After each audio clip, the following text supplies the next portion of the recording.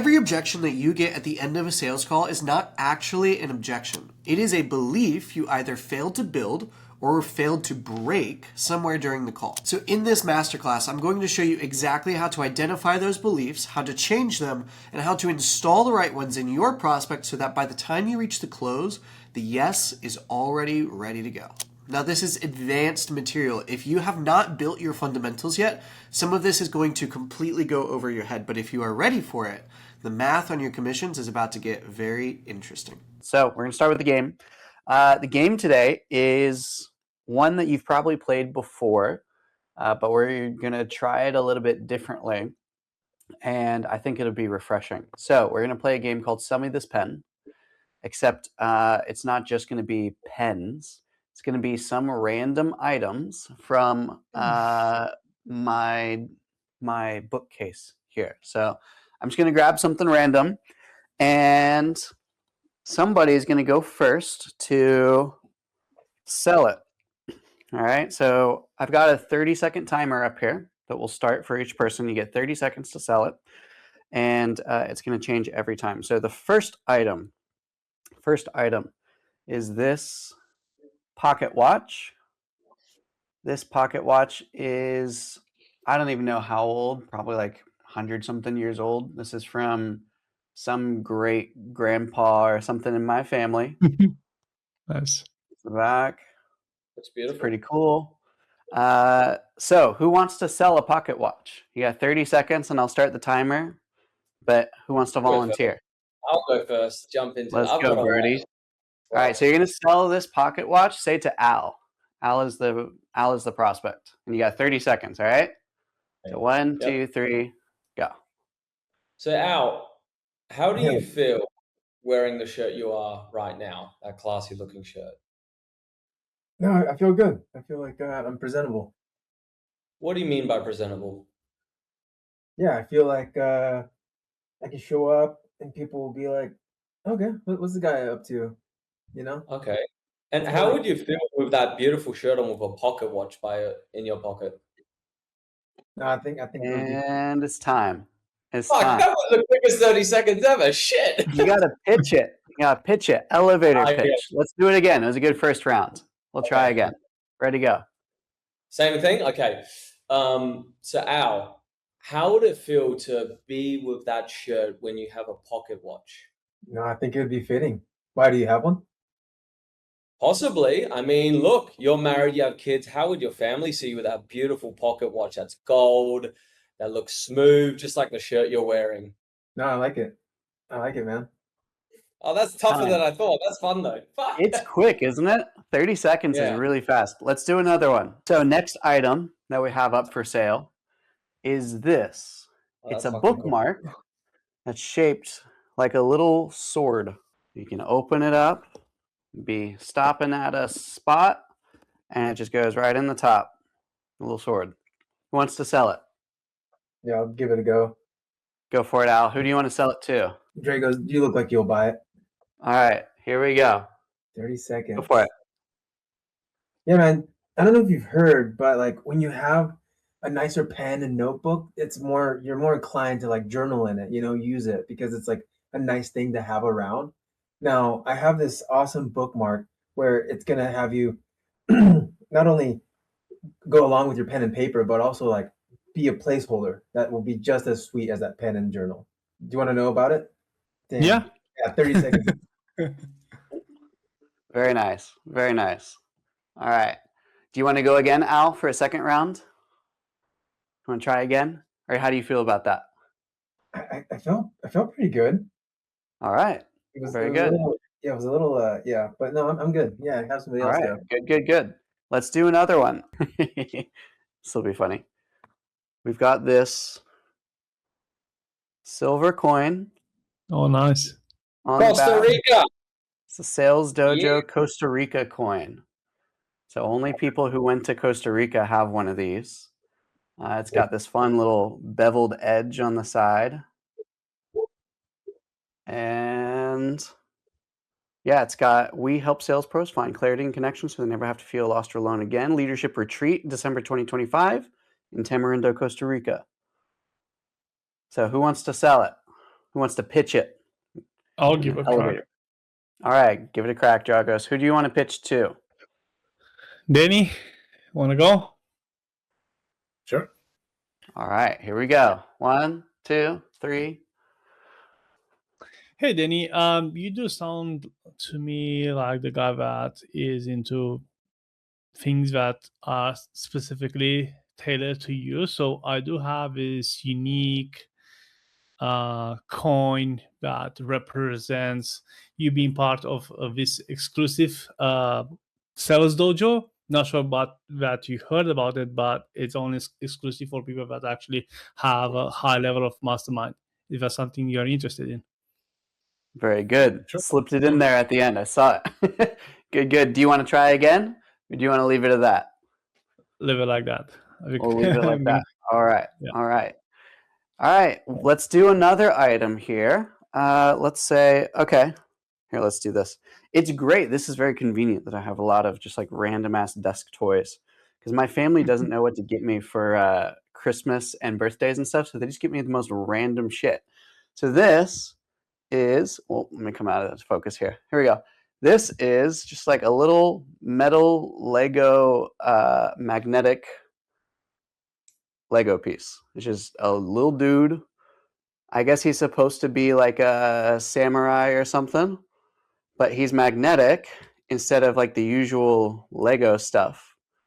So you can just like come apart, metal, kind of heavy, high quality. I don't know what kind of metal it is, but it's nice. Maybe like bronze or something. Pepper clearly likes it. So who wants to pitch this? You got 30 seconds to give an elevator pitch to sell it to somebody else here. I have a nice angle. All right, let's do it again, Jagos. I'll Danny, give you you a wanna 3, go? 2, 1, and you got a 30-second countdown. So 3, Okay. 2. Oh wait, who are you pitching to? Just anybody. Danny, do you want to go? Yeah, sure. All right, then again, here we go. 1, 2, 3. Hey, Danny, you do sound to me like the guy that is kind of always hooking up with girls. So I have this exclusive, let's say, Minifigure. minifigure that can be like used like a pickup line. Not sure how are your pickup line, but you can pieces like give one leg to a lady and magnetically attract her to you through the toy, so you can get closer. How about that? Well done. Well done. Great angle. Great creativity. I love that, dude. Well done. All right. So who else hasn't gone yet? We got Lewis, Fiona, Jason, and Vince. And Danny hasn't pitched either. Let's see here. Okay, here's another one. So this, you guys are just getting an office tour today, I guess. This is basically it was a calendar. And with each pull off of the calendar, it reveals Hogwarts. If you're a Harry Potter fan, this is the Hogwarts castle. And it's even got a little light on it to light it up. Fun little thing. Who wants to pitch it? Don't want to Someone go. who hasn't gone yet. Don't make me call on you. I can go for it. Lewis, Fiona, Vince, or Alex, or Jason, or Danny. Yeah, I can go for it. Sorry. Let's go, Jason. I didn't notice that my mic is muted, so yeah, I can go for it. I can sell to Lewis. All right, let's do it. And then Lewis, you're going to automatically go next. We're just going to treat it like a popcorn. Cool. Okay, yeah, I can go now. Hey, Lewis, I know that you're in sales, and you know that sometimes you talk to people about urgency, and sometimes maybe you may lack of motivation. It's human being, right? What if now you actually have a calendar that actually every single day when you peel it off each time, giving you a little bit more like an urgency, so that now it can actually remind you why you're in sales, why you're actually getting into a business of helping people, not only just people, but yourself. Do you think it's worth it to actually get into it so that now as a reminder for you to get into a lot more purpose for yourself? There we go. Clean.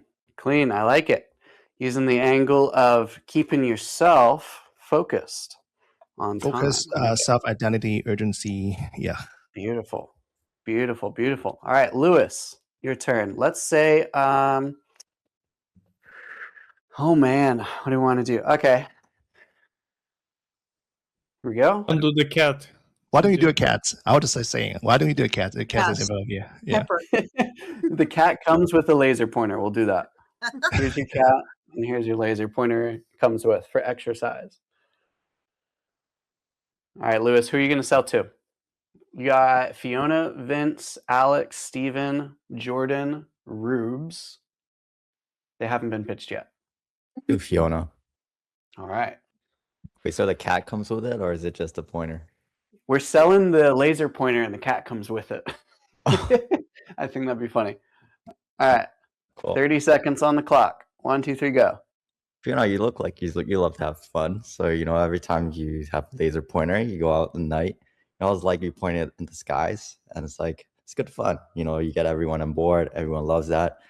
And I'm sure you also like animals. So why not throw in a cat in there as well? You can also point the laser pointer wherever you want. Cat loves that.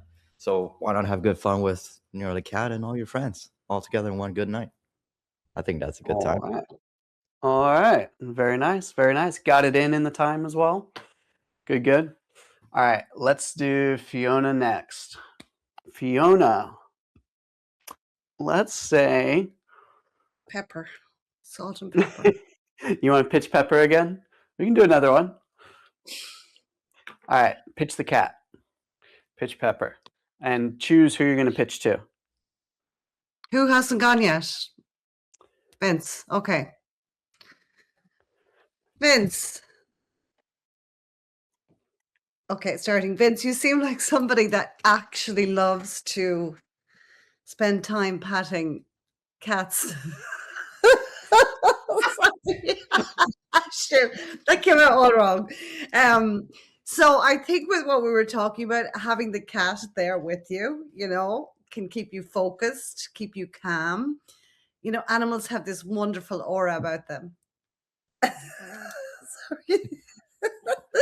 3 seconds. Really help your focus to have the cat with you. Sorry, that was a complete cock up. You're good. You're good. We held it together eventually. Christian, We were late. and We were on the wrong lead. We were on the wrong call, that Christian. That's why we were late. That's hilarious. What's up, Vince? I'll go. Can I sell the laser pointer, or you want to pick something random? Yeah, go for it. I'll sell the laser pointer to Alex.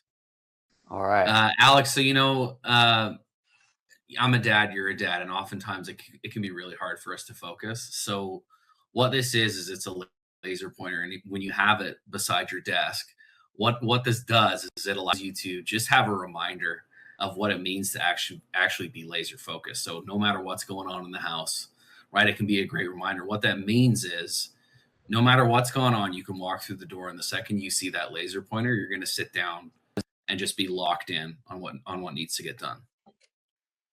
Clean. Using that is does means framework. Well done. Well done. So when we're talking about elevator pitches, this is one of the areas that I feel like personally, the high ticket sales world doesn't really teach. Like, especially if you go into all these programs about how to close, etc. It doesn't really get taught very much, but it's an absolutely important thing to learn, because who here has ever gotten somebody on their call that didn't know like what the program was about or who you were, or they started asking questions like what's the price and yada yada yada. Anybody ever had where they're not just somebody that comes in and like is ready for a bunch of discovery questions about their life, right? An elevator pitch is so incredibly important for those types of people, especially, as well as just, I mean, it's a massive skill, because you can talk to somebody who hasn't been fully indoctrinated by marketing yet. Does that make sense? You're essentially doing marketing's job. Marketing's job is elevator pitches. Marketing's job is creating these little short videos and sound bites and things to open up somebody to a new problem, yada, yada, yada. Whereas sometimes we just get people who haven't gone through those things, or sometimes we're working with businesses that don't have the best marketing asset set up, or sometimes it's just because we're in a day-to-day conversation where there is no such thing as marketing. Like I'm talking to my wife or to a family member about something, right? So an elevator pitch is extremely important, but I'm going to show you guys how to actually do it properly. All right. So for those of you who saw today's topic is what we call iceberg beliefs. Iceberg beliefs are what actually make elevator pitches and really any other pitch land incredibly well. Okay. Iceberg beliefs are simply this idea that, I mean, you guys can see the iceberg diagram. If you haven't heard this before, icebergs usually have about, 30% of their mass above the surface of the water. This is the visible part of the iceberg. Whenever you're out on a boat, you're in the Arctic or whatever, you see this iceberg, it's a big fucking hunk of ice just floating in the water. However, as much as there is above the water, there's more than double below the water. And so this is the same way with our belief systems, both ours and other people's, that we have these surface level belief systems, and then we have these under the surface level belief systems. And so if you want to understand how to make a great elevator pitch or a pitch on a closing call or handle objections, etc., you got to understand how to identify what are surface level versus below surface level beliefs, and then also how to shift them. Okay? Sound good? Give me a thumbs up if we're on the same page so far. Okay, fantastic. So let's talk about surface level beliefs first. So what are some surface level beliefs that somebody must have in order to buy, let's say something fairly simple and utilitarian. Let's say this pocket watch. Let's take it out of the context of whatever it is that you sell on a day-to-day basis for a second, because this will help. So this is a pocket watch, 100-something years old. It's pretty cool. But what beliefs does somebody have to have about the world, about money, about time, about accessorizing, about anything in order to buy a pocket watch? Like most people don't buy pocket watches. They buy wristwatches. What are beliefs that people need to have in order to buy this? They Come off mute appreciate and let me know. Say it again. They appreciate history. Ah, very good. Very good. What else? They want to be unique, kind of like hipster style. The more valuable it is. Good. Good. The more unique something is, the more valuable it is. What else? Deviance. What was it? Yeah. Deviance from the norm. Like deviant. the fashion. Yeah. Fashion as well, and standing out. Yep. 100%. What else? They appreciate status. Yeah. Very good. That's like something the Monopoly. That's like something the Monopoly man would have. That's like a rich person's thing. Like you should have a monocle as well. Yeah. Yeah. This is great. And a You guys cane. are all hitting very good things, but there's one key distinction I want you to make. We're not talking about preferences. We're talking about beliefs. When somebody has a belief, do you guys understand the difference between a belief and a preference? A preference is just like what you like, and that might change from person to person. A belief is something about how the world works that you truly, for lack of a better term, believe. You truly believe like this is good, this is bad, right? So a belief might be, instead of saying that like, you want to look good or you appreciate history, a belief is that history is important. Does that make sense? Mhm. A belief might be, instead of keeping an eye on the time and staying focused on the fact that time is always ticking, regardless of whatever we do, like instead of just saying that's important as a mindset to have, it's that is something that will serve you for your entire life. That's something that'll help you get better results in business. One thing could be, Christian, like two beliefs. Time should always be appreciated, and always being present, because I can just look at my watch here, but you have to physically take the pocket watch out, sometimes open it, look at the time, put it back. So there's more Very good. effort. So 100%. that could be 100%. Do you guys see the difference between a preference and a belief, though? This is huge. Because people oftentimes will have preferences and they'll have beliefs, and they're different. You need to understand the difference. Fiona. So if I look at you and I say, well, obviously Christian values the finer things in life, right? Potentially. Is that a belief or is that a preference? Like, I would look at you in my head and I don't know if it's a label. That guy obviously appreciates things. Yeah. Could be. I would say that would be a preference. And the belief is that some things are more aesthetically pleasing than others, and people that can appreciate the finer things in life probably aren't in the same mode as somebody who's in fight or flight or like struggling to survive, etc. Like that could be a belief. Does that make sense? Yep. It's more like concrete. A belief is concrete. A preference is like, oh, this person likes this, but somebody else could like this. So there are people who don't appreciate the finer things in life. So that's a preference. Whereas, somebody who appreciates this is this person, or they believe this thing. Let's go on to another one. Let's do a book, just a very simple thing. Not even this specific book, but just books in general. What beliefs does somebody need to have in order to buy a book, a physical book? A book is not information. It's a portal to a new world. Very good. I like that. What else? reading is essential. Reading is Good. just essential. Why is it essential? Because it can take you to a new place, as Steve had said. It can help you learn. It can help you become a more powerful, intelligent human being, or creative. Good. Many things. Good. Fiona, you were saying Probably something? They believe in education. Good. Yeah, that education is a good thing. What else? They believe they shouldn't settle for less. Agree they shouldn't settle for less. Less what?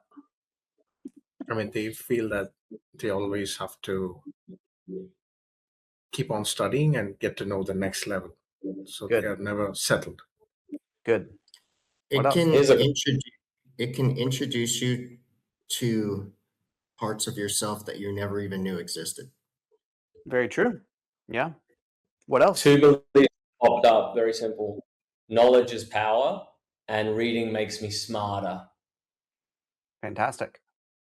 Let's do one or two more about a book, a physical book. Why a physical book versus a digital book?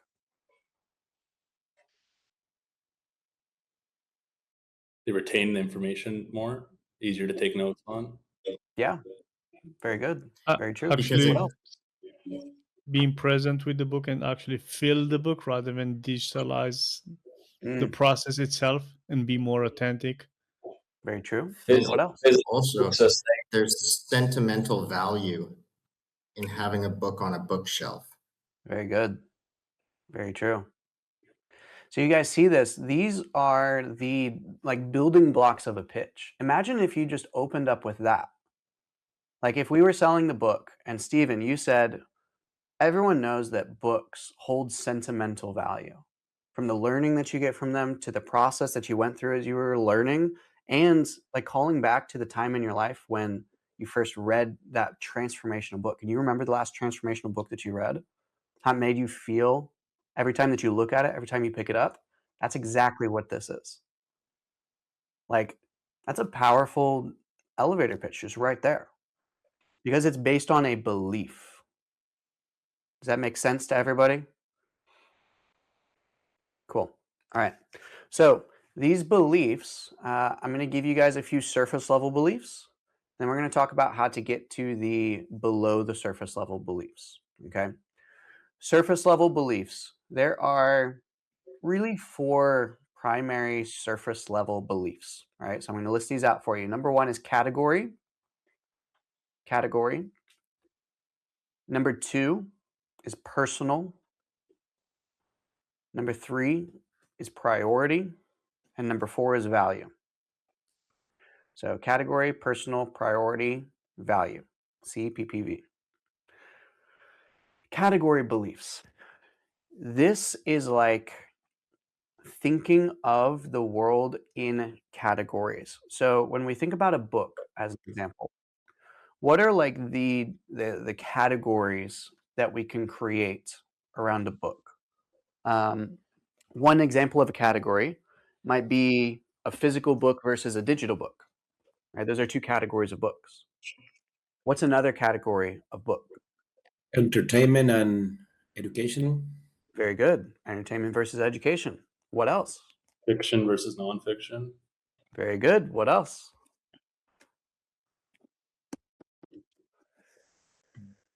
Paperback versus hardback.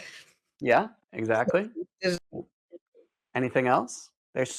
You can go infinitely amount of time. That was a terrible way to say that. You can go for an infinite amount of time listing these categories. What else? I can think of a dozen more.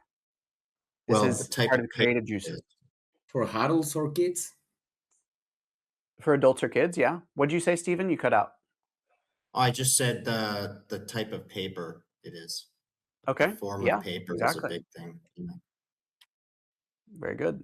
You got short Cheaper, books, you got expensive long version. books, you've got advanced books, you've got basic books, you've got books about business versus about anything else. You've got certain colored books. There's all sorts of things. All sorts of things. You got books that are meant to like teach you certain things versus books that are meant to give you an experience or like a new way of looking at life or a framework, if you will, versus other books that are just meant to be enjoyed. So this is what we mean by a category belief. Okay. It's that there are a ton of categories that we can talk about. So let's take, for example, e-commerce. Can anyone tell me different categories within e-commerce? SMMA, dropshipping, info. Yep. Branded dropshipping. Yeah. High ticket, low ticket. Yeah. Yeah. Amazon, FBA. Exactly. Amazon, Shopify, Etsy, eBay. So there's various categories that you can separate something into. And if you can understand the categories and the differences between them, then you can sell your category usually quite a bit better. What about diets? Are there different categories of diets, like with health and fitness? Keto diet. Calories, I thought you said Cheeto for a second. Like, that's a new one. Keto. Yes, you're right. What else? Carnivore. Carnivore diet. Yeah. So this is the category belief, you guys. I just want you to start thinking about whatever it is that you're selling right now, or if you're trying to open up somebody to a new way of doing things in your relationships or whatever. Category. It's a very simple, very logical, very easy way to sell and market and everything. All right. The next belief, next surface level belief, is personal relevance. All right, personal relevance. This is the idea of, does this apply to me specifically? Or can this work for me specifically as well? Personal. It's about personal belief and personal relevance, really. So, Brody. Since you said category is more logical, would personal then be leaning more towards the emotional? Starting to get there. It is kind of like a spectrum. Okay. If you want to think of category as very logical, and then the fourth one's going to be much more emotional. So personal relevance and belief.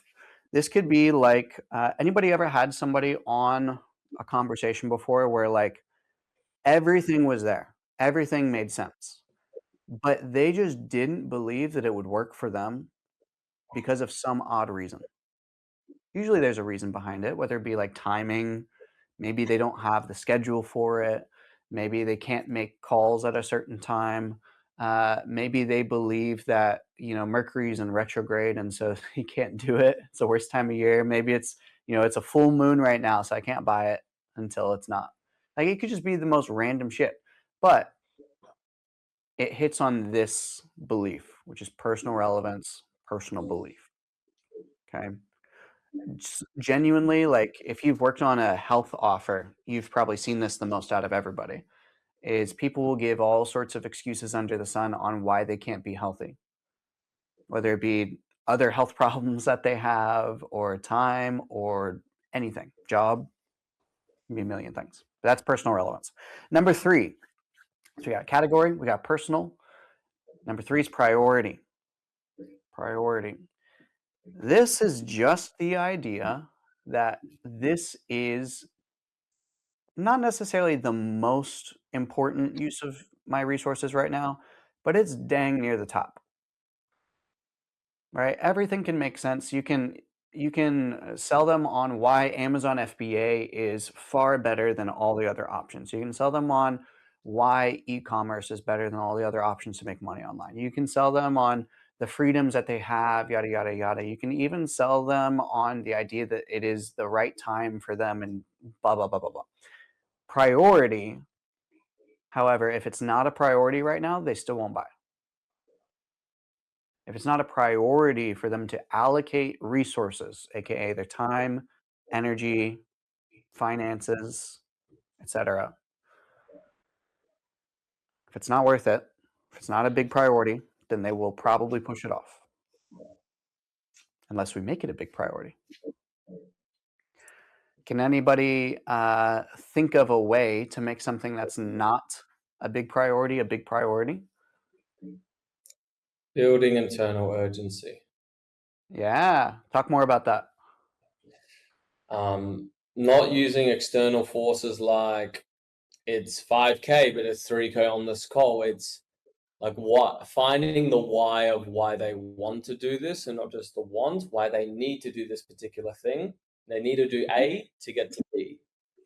True. I was thinking more just even surface level. If somebody says that this isn't a priority right now, like, isn't that the reason that it should be? Just because something isn't, the number one most bleeding neck issue in your life, does that mean that you shouldn't solve it? Like, maybe you're not happy with the money that you're making right now, and maybe you are one rent payment away from getting kicked out, or whatever it may be. Does that mean that you should neglect your health?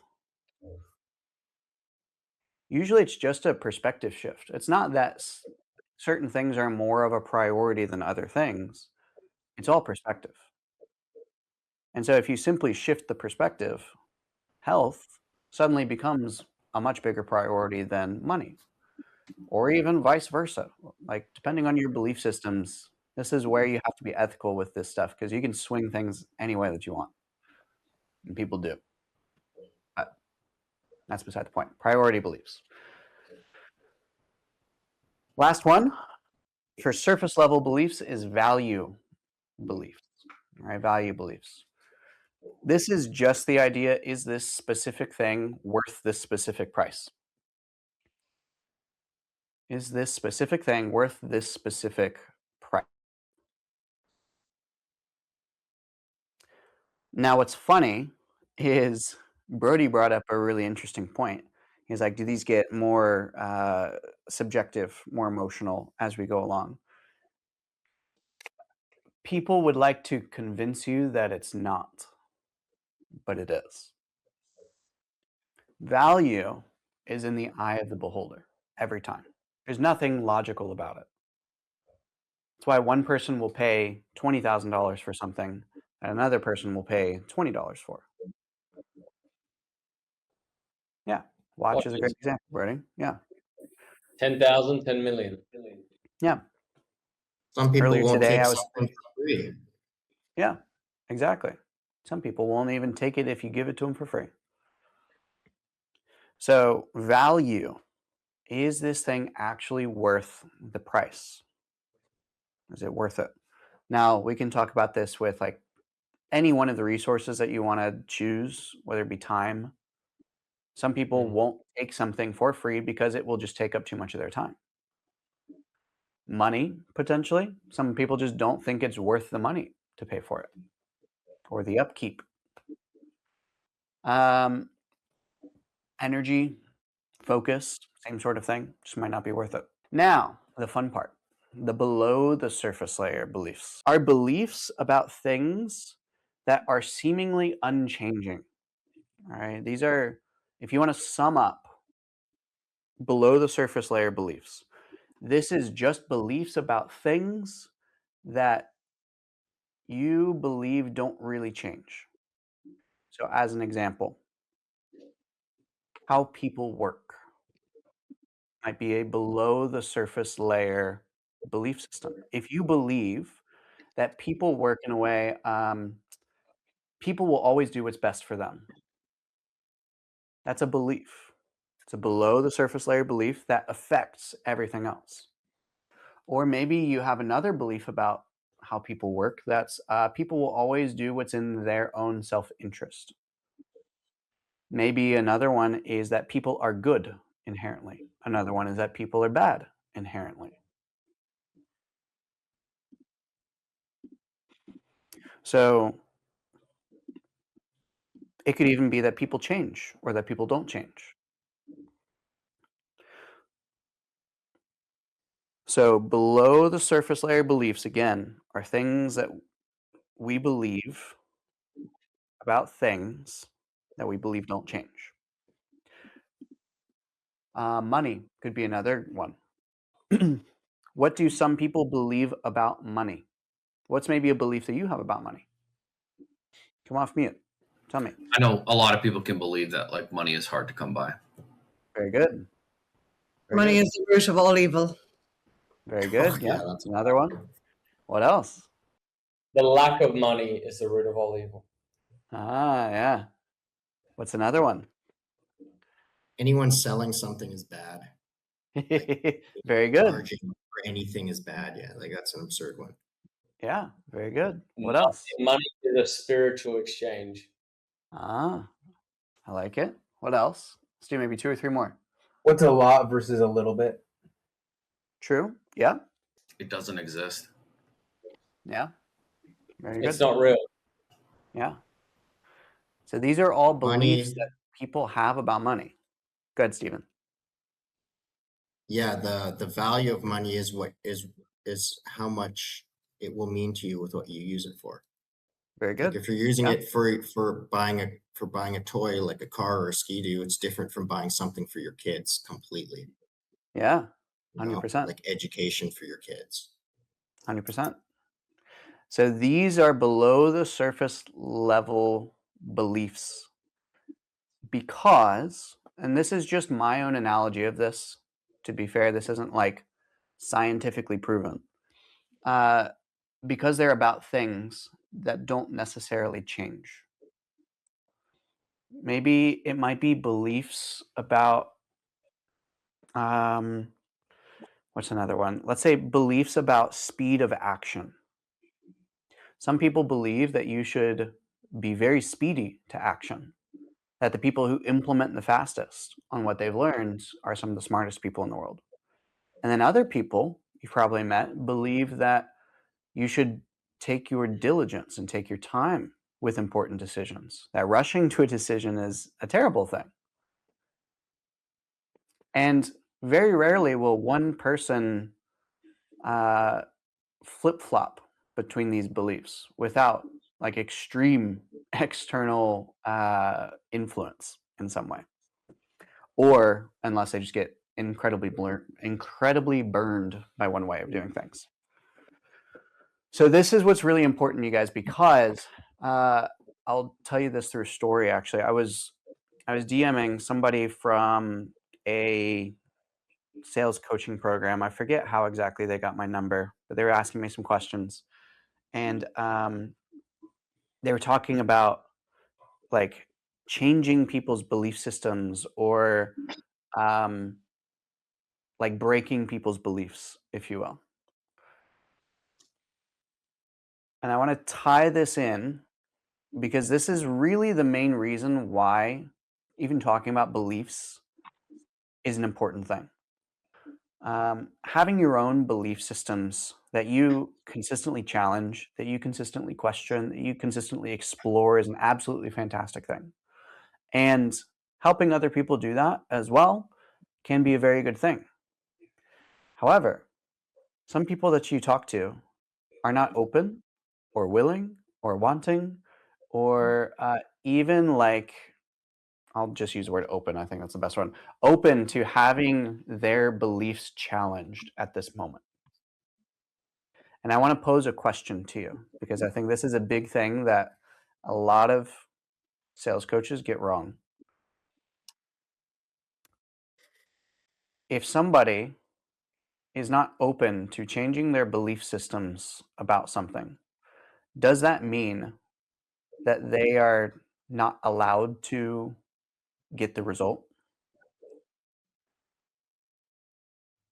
Like, is there any moral obligation for you to keep them from getting the better income with more freedom with their family, et cetera, spend more time with their family because you wanted to like change their belief system because you believed one thing and they believed something else?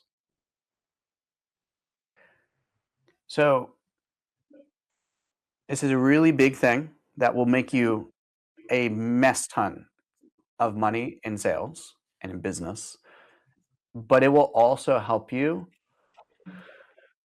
shift more beliefs than you may imagine. And it's to stop shifting beliefs. It's this crazy concept. It's this crazy concept that maybe you don't need to change how somebody sees the world in a 45-minute conversation. Just a thought. This person has built how they see the world off of like 30 years of experience or something, of lived experience, mentors, family members, good situations, bad situations, etc.